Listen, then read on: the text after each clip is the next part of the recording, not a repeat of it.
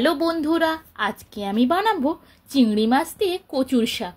আমি কিভাবে চিংড়ি মাছ দিয়ে কচুর শাক বানাই চলুন আপনাদের দেখাই। প্রথমে আমি এখানে কচুর শাকগুলো ছোট ছোট করে কেটে নিয়েছি।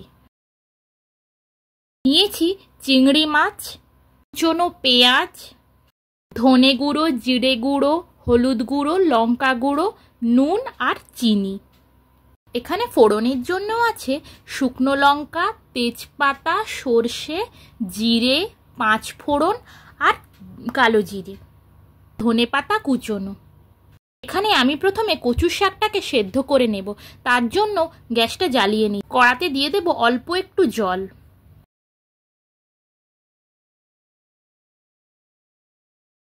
জলে দেব অল্প একটু লবণ, দেব হলুদ।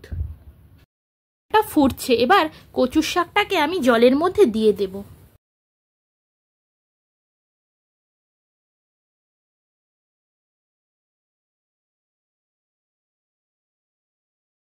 কচুর শাকটাকে কিছুক্ষণের জন্য ঢাকনা চাপা দিয়ে সেদ্ধ হতে দেব।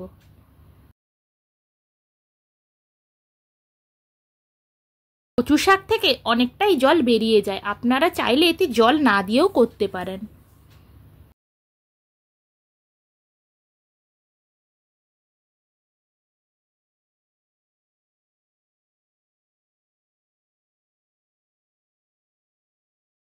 কচুর শাকটা আমার সেদ্ধ হয়ে গেছে, এরপর আমি নামিয়ে নেব।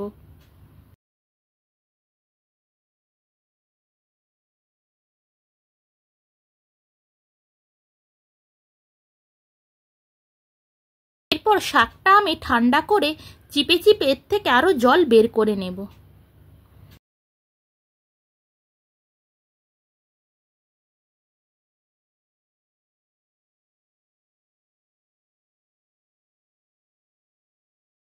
এপাশে গ্যাস জ্বালিয়ে কড়াই বসিয়ে দেব। কড়াই গরম হয়ে গেছে, কড়াইয়ে দিয়ে দিচ্ছি সরিষার তেল। তেল গরম হয়ে গেছে, এই ফোড়নগুলো দিয়ে দিচ্ছি।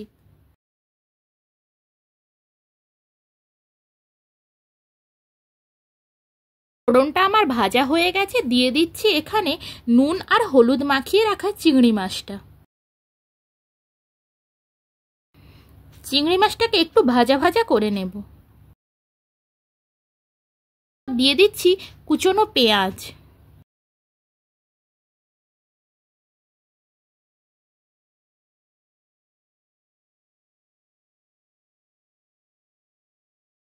চিংড়ি মাছটা ভালো করে ভাজা হয়ে গেছে, এরপর আমি কচুর শাকটা দিয়ে দিচ্ছি।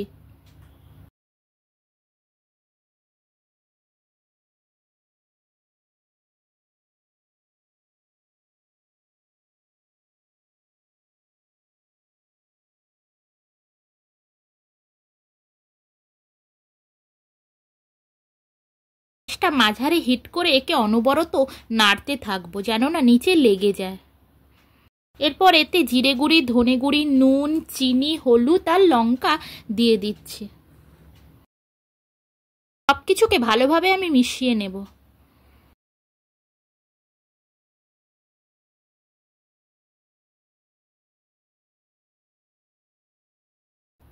কচু শাকটা আমার প্রায় হয়ে এসছে, এরপর এতে আমি দিয়ে ধনেপাতা কুচনো।